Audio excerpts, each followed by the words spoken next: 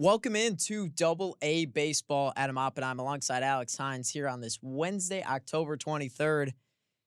We're all the way to the World Series, Alex. This is a really exciting time for ratings, possibly. Not so much for viewership, as these are two of the most hated teams in the MLB. Maybe the two most hated teams, the LA Dodgers and the New York Yankees, the big spenders. The TV execs are salivating.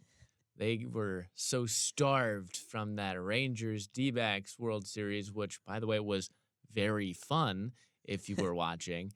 But yeah, that's another whole story I could go into. But yeah, it's gonna be interesting. I mean, it is the two best teams based on record. I mean, Right. that's only happened 4 times in the wild card era, going back to 1994, right after the strike when they had their first wild card additions. It was the four teams that made the playoffs in each league. It's only happened 3 other times that the best two teams record-wise have actually played each other, 95, 99, and 2013.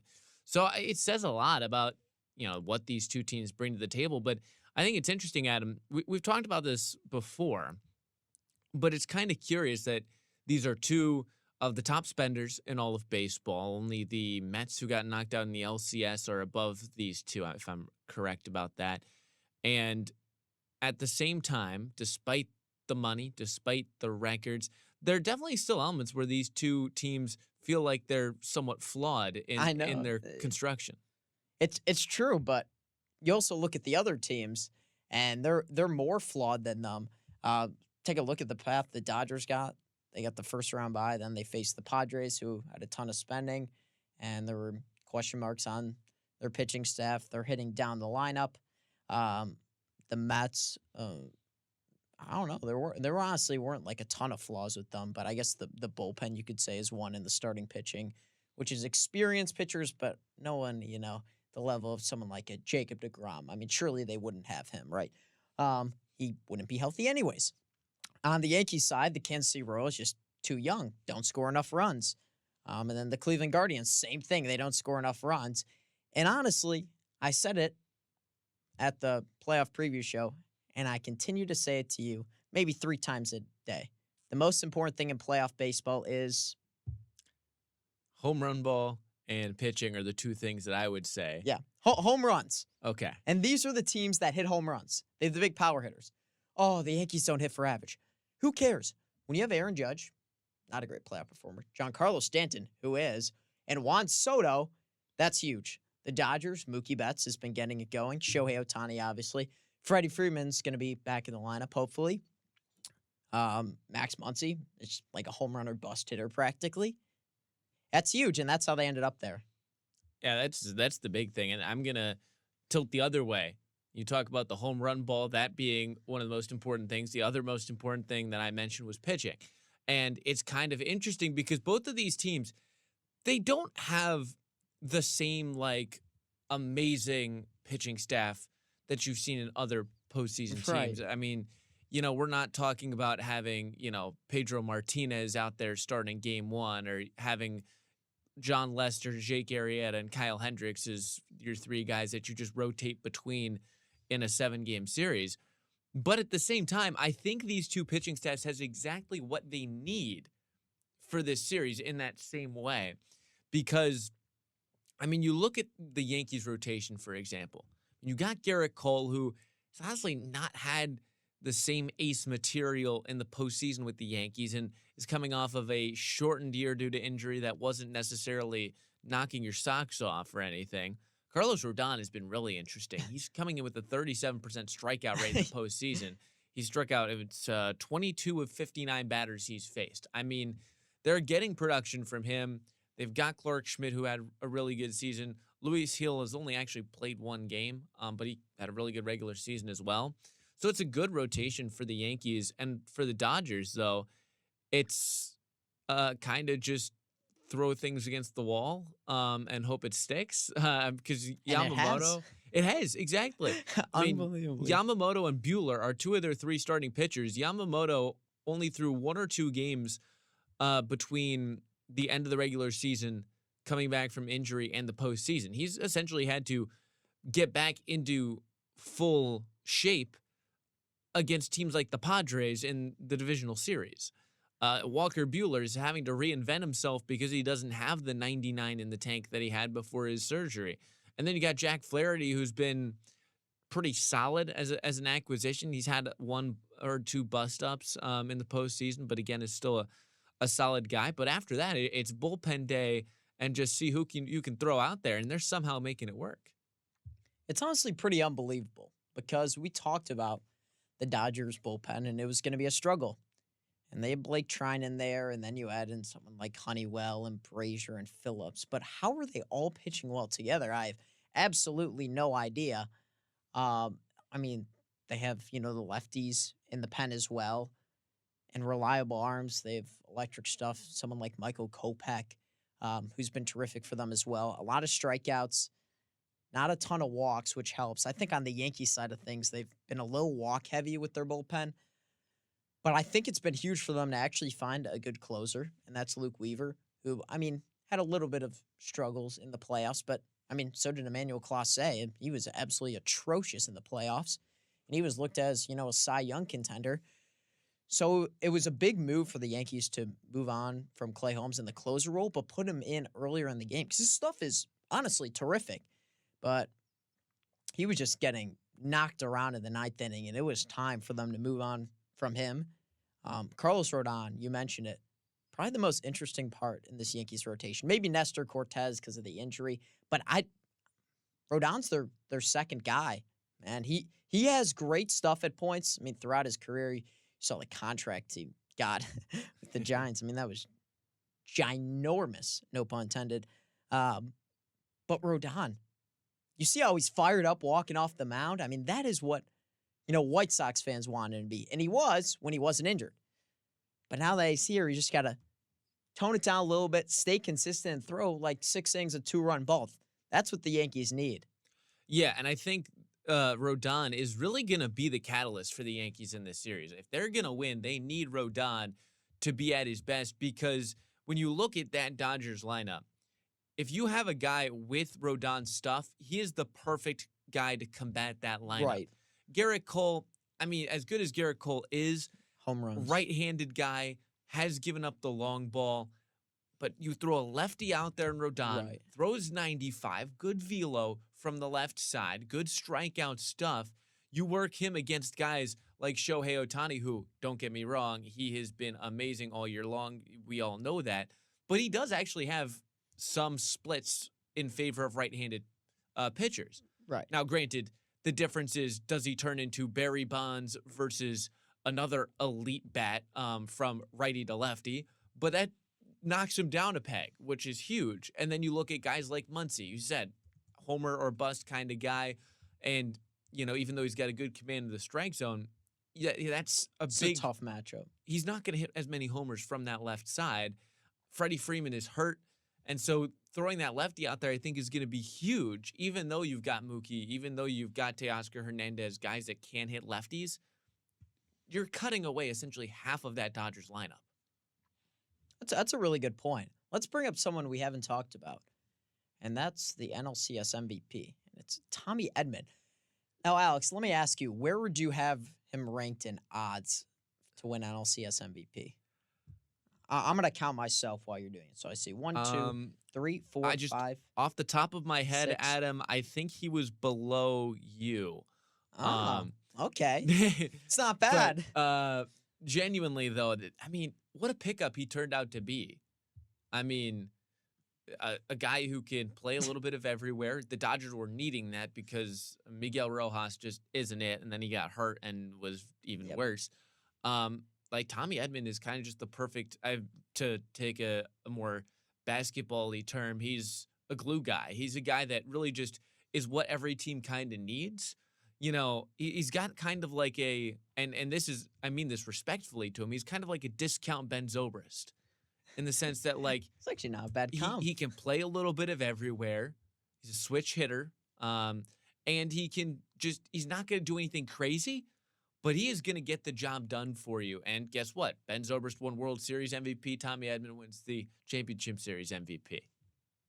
I kind of like that. Oh, discount Ben Zobrist. I love it.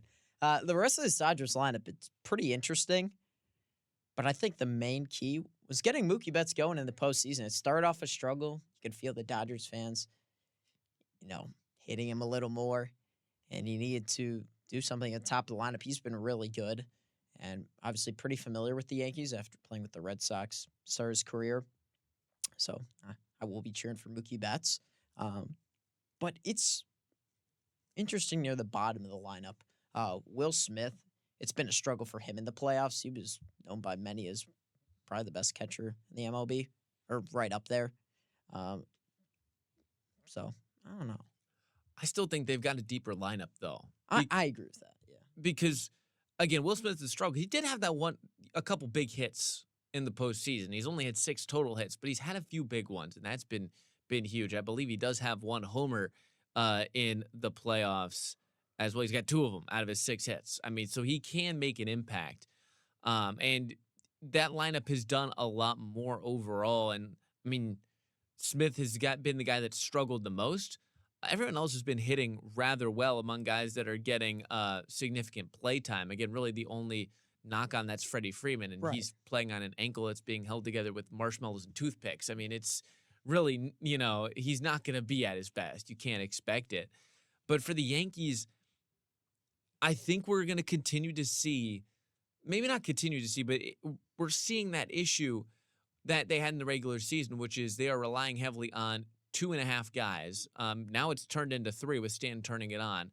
But it was always Judge, Soto, and then Stanton would have really good stretches during the regular season. He's having a great one here. After him, they've gotten some production from Gleyber Torres, but, I mean, Jazz Chisholm's got an OPS under 500 in the playoffs. Austin Wells, their starting catcher, is hitting with an average under 100. He had the 1 homer, though.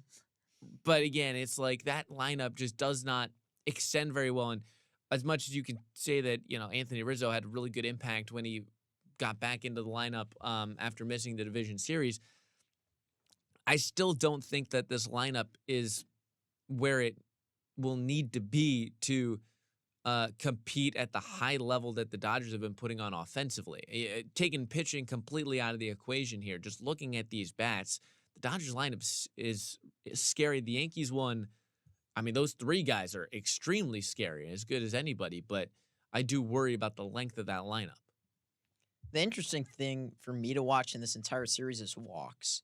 The Yankees been walked 49 times, and somehow the Dodgers have been walked more, 55 times, although that might be due to the games played. I would have to think about that for a second. Maybe also, I mean, there was also a couple times where Ohtani just got walked a bunch. Right. He got walked 3 times after that leadoff homer in New York. But I will say, I guess it's not so much evident in the Dodgers games because they've scored a ton of runs anyways. But the Yankees have heavily been relying on walks and wild pitches, which I don't think is going to happen with the Dodgers team. But, we said the same thing for the Royals and the Guardians.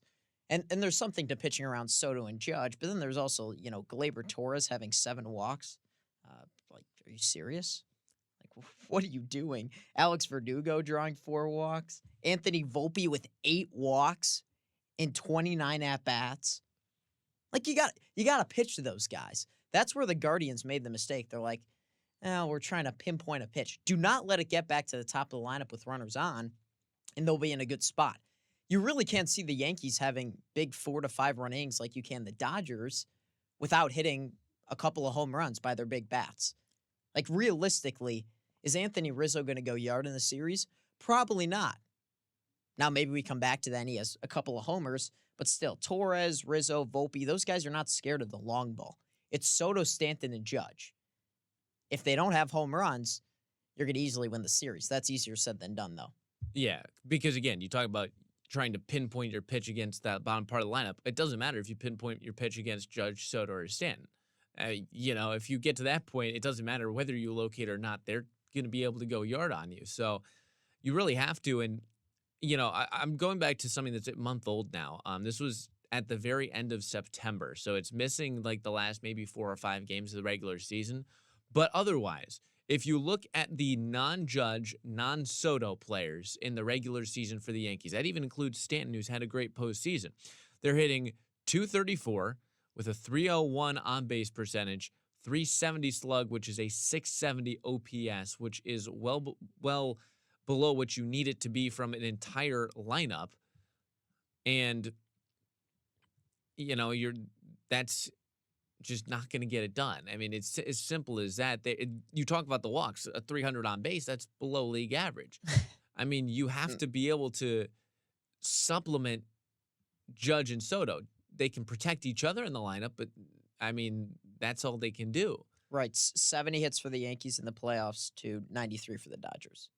Yeah.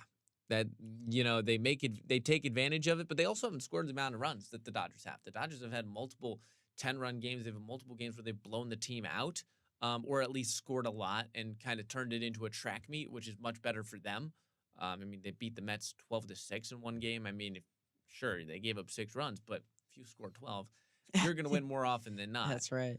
Whereas the Yankees, they've been lower scoring games, and their pitching has done the part, but that's against a good Cleveland team, but that Dodgers pitching staff is better than Cleveland's. And so you got to consider they're not scoring a lot against that team. How are they going to do it against the Dodgers?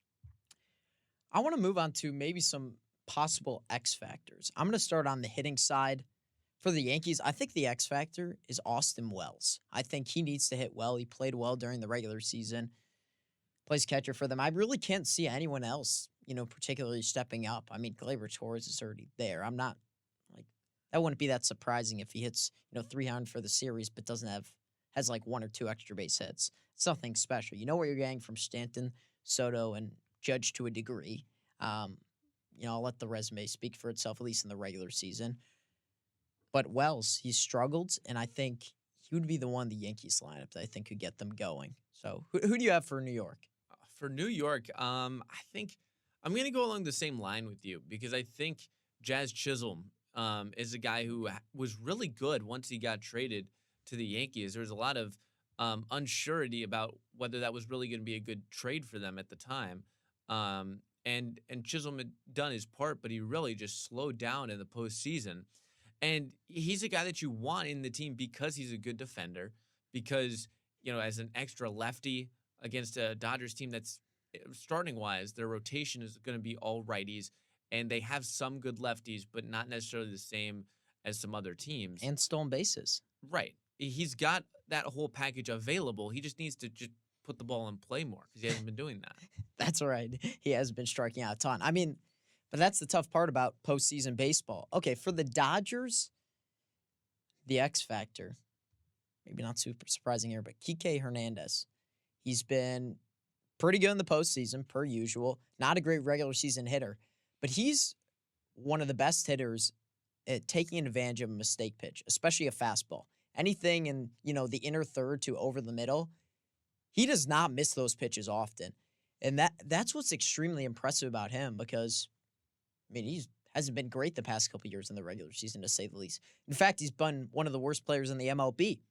But he's been able to turn on the postseason, can hit the home run ball, brings energy to the team. I mean, everyone loves him on the Dodgers. People underrate the fact of those guys in the dugout that can play, but also just bring this vibe to the dugout that's terrific. Every team who makes it far in the postseason has that guy. I relate it back to the Rays. Brett Phillips. He was that guy who brought the energy. Him and, like Kevin Kiermaier. Maybe he's not the best player, but man, do you love to have him around. Yeah, I love that Kike pick because genuinely he could end up being that World Series MVP type guy as well. A guy who just comes out of nowhere, just gets those few big hits, doesn't need to do a ton, just does enough. I'm between 2 guys here, but I'm going to end up going with Teoscar Hernandez for the Dodgers because, again, talking about big power, he sure has it, but he's kind of struggled outside of those 2 homers. He had that big grand slam in San Diego. But other than that, he's been rather, lackluster, 690 OPS in the postseason so far. But again, I go back to talking about the left-handed pitching. You've got Rodon in the rotation. There's some good lefties in that Yankee bullpen as well. Tim Hill and Tim Meza both are funky arm slot left-handers. They don't throw very hard, but they're guys that they're probably going to be brought out to face Shohei Ohtani against Freddie Freeman, against Max Muncy. And if you put Teoscar right behind them, he's a guy who has historically mashed lefties. 3 And batter minimum. exactly. I think that makes him the X factor for me because if he can get going, he'll take advantage of an 88-mile-an-hour fastball from Tim Hill if he gets it elevated. And again, homers are king. I think he's a guy who could have maybe like a Jorge Soler kind of run when the Braves won it all, where he gets a few big clutch homers, and that really will make a difference. That's an interesting pick. I like the left on left matchup is super interesting. Couple guys want to point on the Dodgers, Anthony Banda and Alex Vesia, two lefties who are going to be facing Soto in the 6th inning or later, probably every game.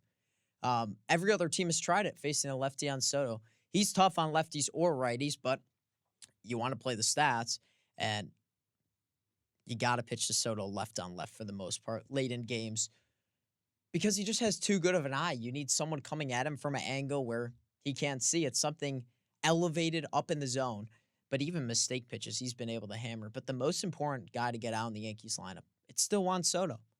I know people want to point to Aaron Judge and the home runs, Giancarlo Stanton, and being extremely clutch. Stanton chases outside the zone. Soto does not, has power inside the zone, can make contact with anything. I mean, how about that bat against Cleveland late in the game to send them to the World Series practically?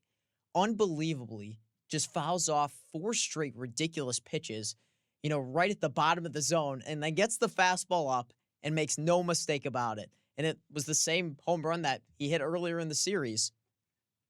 Yeah, I mean, there's a reason why he's one of the best pure hitters of One of one. Yes, sir. One of the best hitters of our generation. I mean, there. If you remember, there was definitely a couple articles about him being the next Ted Williams, essentially. Which maybe that's a bit of a stretch. But at the same time, a lot of the stats say he is that kind of pure hitter alone.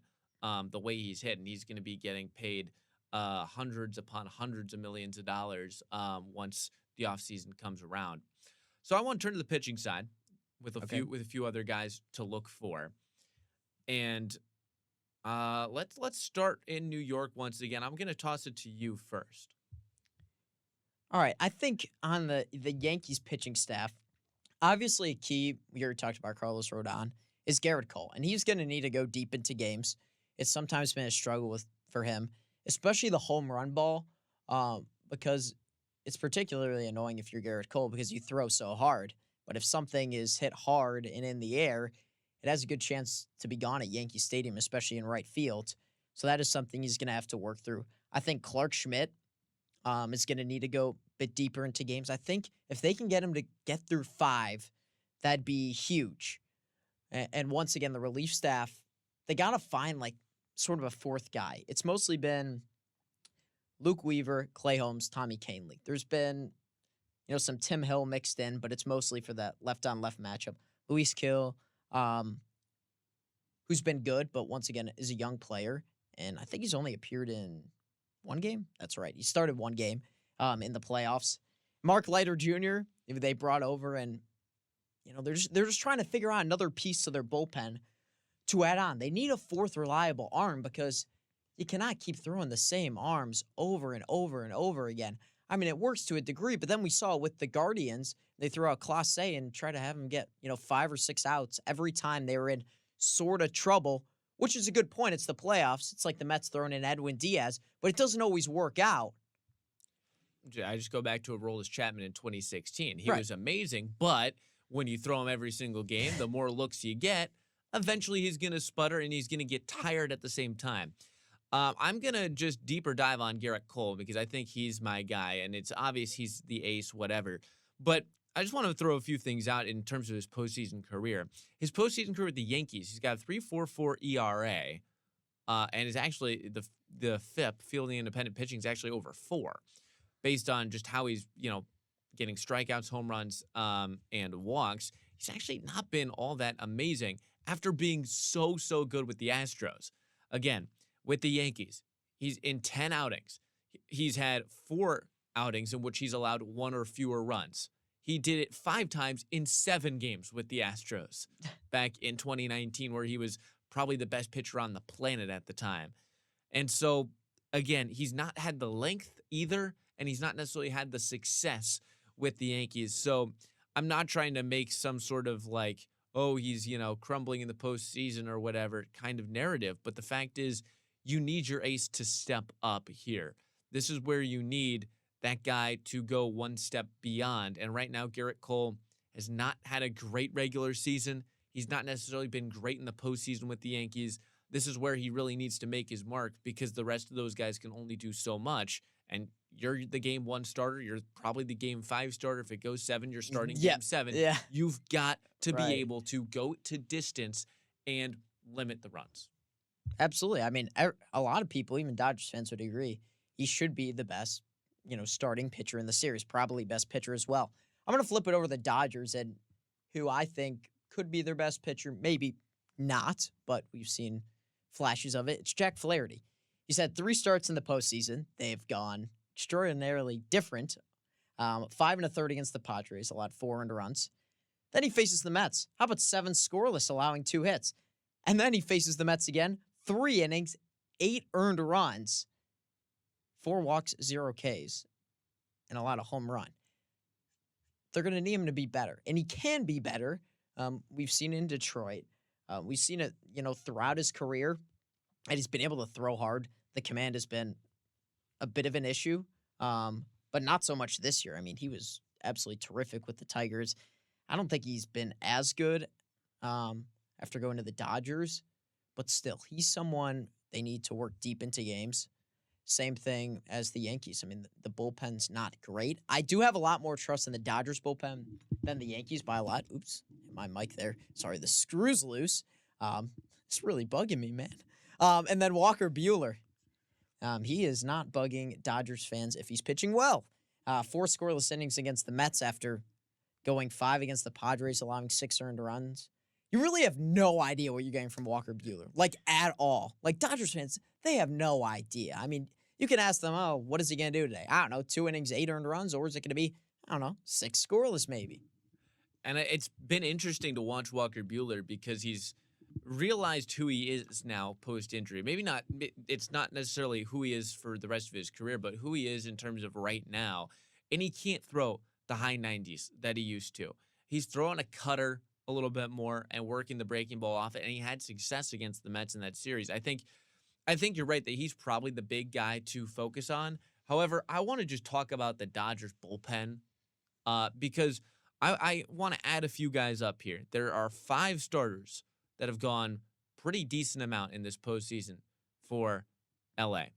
Vesia, Banda, Trinan, Kopech, Daniel Hudson. Those 5 guys. They have thrown 33 innings of work out of the bullpen for the Dodgers. You want to know how many earned runs they've given up combined? Probably 6. 4. Yeah. That is a 1.09 ERA. Ridiculous. That is insane. And 2 of those guys are lefties. Again, that's huge. Michael Kopech, hard thrower. My X factor is Blake Trinan. I mean, closers make a big difference in the World Right. Series.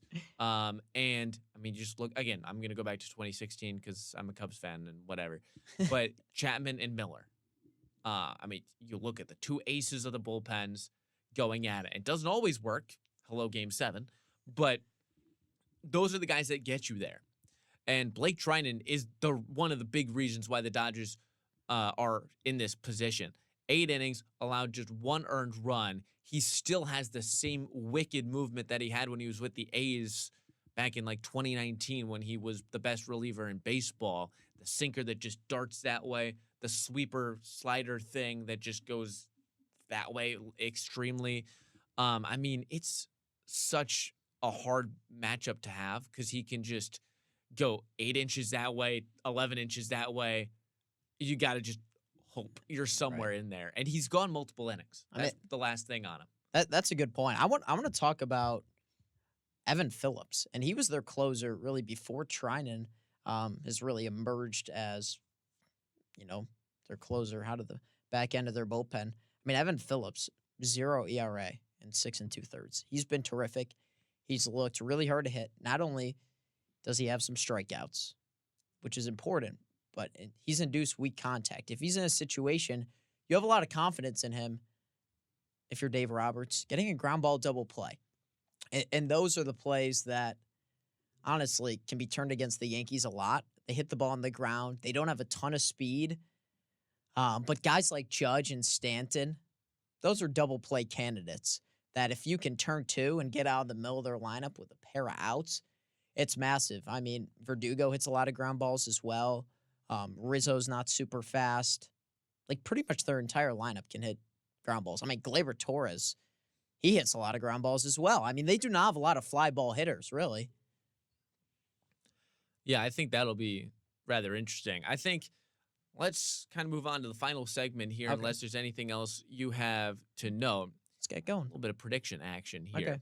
Before we get to the actual series prediction and say maybe an MVP prediction, I just want to start off with, outside of that, just goings on in the series. What's one or two things that are on your mind that you think are going to happen?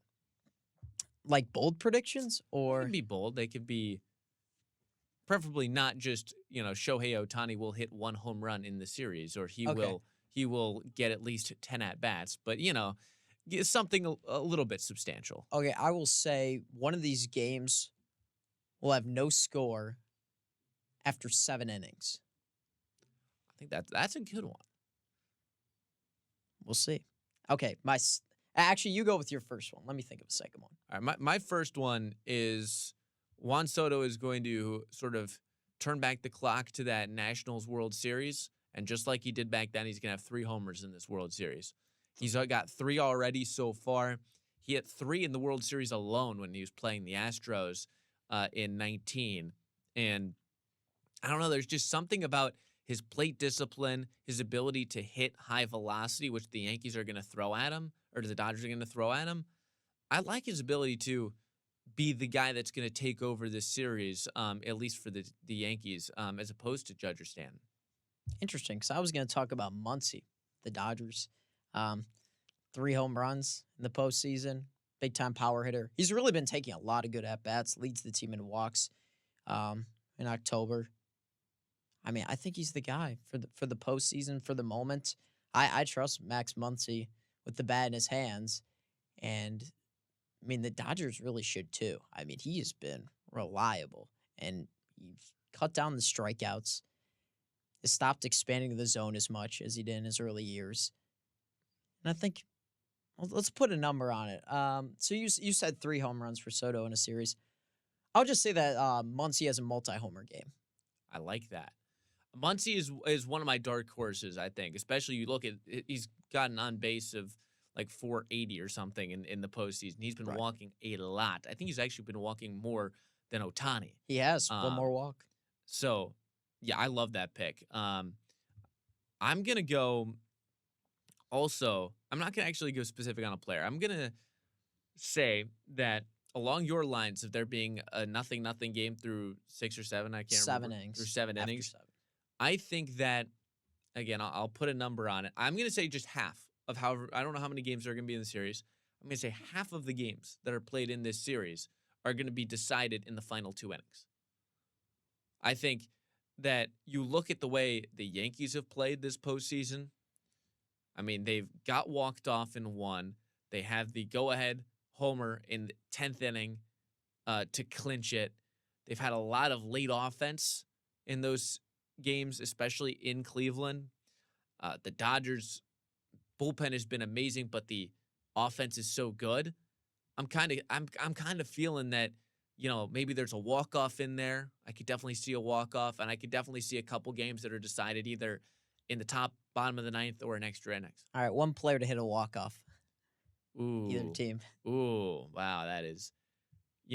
For the Yankees, I'm going to go not a homer. It's going to be an RBI single. If it happens, it would be an RBI single from Gleyber Torres. I'm going to go Alex Verdugo with a base hit. I like it. Bold. Okay, Dodgers. for the Dodgers? Okay. Hey, you got to be even here. Okay. Who's hitting a walk-off? If they do. If someone Give does. me Chris Taylor. Ooh. Give me just like a pinch hit opportunity. A little knock the other way in classic Chris Taylor fashion. Oh, this is tough.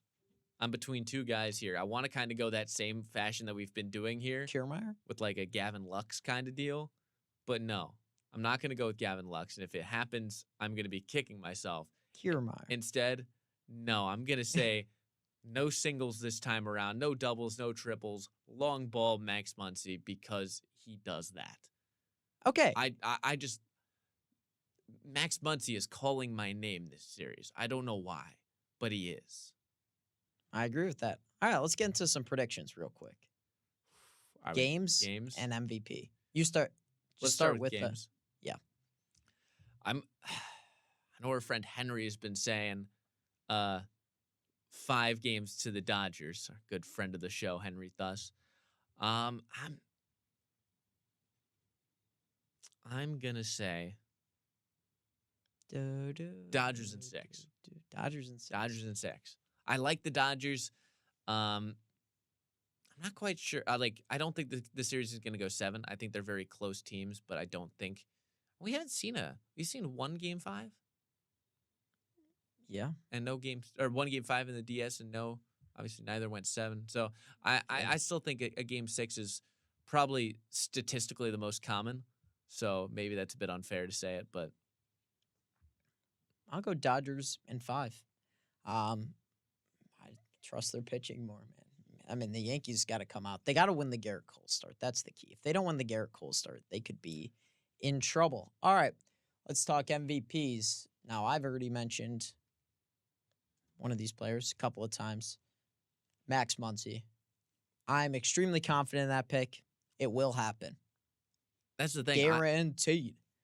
I really want to say the same thing, but I'm gonna be different because I will be. However, Max Muncy, I have it written down in my notes here as Oh, my that's my unfortunate. World Series MVP pick. My But I've been apologies. going back and forth. Again, I said it earlier. I've been going back and forth between him and Teoscar Hernandez. So I'm gonna say Teoscar Hernandez is gonna be the World Series MVP because once again, the same reasons that you like Muncy. I like the power that Teoscar brings, and while he's not gonna have the patience at the plate that Muncy has, I think he's going to hit a few long balls this series. He's going to hit a few big clutch ones that are going to make the difference. And again, I kind of like that, Jorge Soler, Braves Love that one. MVP kind of thing. A monster. Ah, man. I'm just saying the same way. It's like they had it was Eddie Rosario and then Soler. I just feel like Teoscar just fits that kind of archetype. Big guy can hit some home runs. Maybe can't quite hit it as hard as Soler. I mean, not many people can. Maybe Stanton. Soler power. Alex, you got anything else? Not really. I mean, it starts in LA. So on Friday. again, there will be, if it goes 7, it would be 4 in LA, 3 in New York. Yeah, I think this is going to be interesting. And I think the one thing I will say is, if you talked about if the Yankees are going to win, they need to win the Garrett Cole start. They need to win game 1 if they're going to have a chance, I think. So if they don't win game 1, the series is officially over. No, it's not. But they need to. I do think they do need to have to come out of LA with a win in the first 2 games. I think they need to win one of those. If they win both, they're in great shape going home. I think if they can do that, I just don't really feel that confident that if this series goes 6 or 7, they're going to be able to win in LA for one. I think playing in LA is going to be very hard. I mean, these are 2 elite atmospheres that you're going to be playing in. And specifically, the Dodgers know how to bullpen a game. They know how to bullpen a series. If you get to a game 7, they're going to shut you down because they are just going to throw their best guys at you that have been proven to go multiple innings like Blake Trinan and such. You don't want to be going into a game 7, even with Garrett Cole on the mound against the Dodgers. So I think it goes 6. I think the Dodgers take it, but man, I'm super excited for it. It's going to be fun. So we both got Dodgers. You in 6, me in 5. That's going to wrap it up here for Double-A Baseball on this Wednesday, October 23rd. World Series starts in 2 days. Friday, Saturday is games 1 and 2. Game 3 is on Monday. Game 4 on Tuesday, if necessary. Game 5 on Wednesday. Game 6 on Friday. And Game 7 on Saturday, November 2nd. That'd be interesting if Game 7 happens. I will say that. That's going to wrap it up for my partner, Alex Hines. I'm Adam Oppenheim. Thank you for tuning into a World Series preview of Double-A Baseball.